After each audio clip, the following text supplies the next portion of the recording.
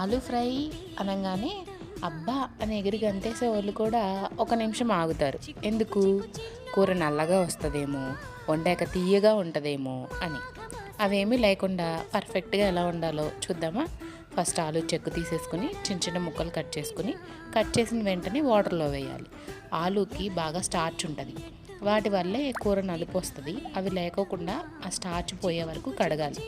కడిగాక cooling వాటర్లో ఒక 2 minutes ఉంచి క్లాత్తో తుడుచుకున్న తర్వాత ఆలూని డీప్ ఫ్రై చేసుకోవాలి.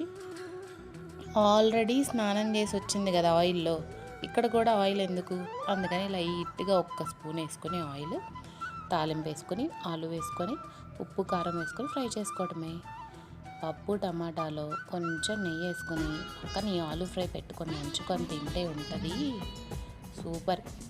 మా పిల్లలకు కూడా బాగా నచ్చింది, మీరు కూడా ట్రై చేయండి.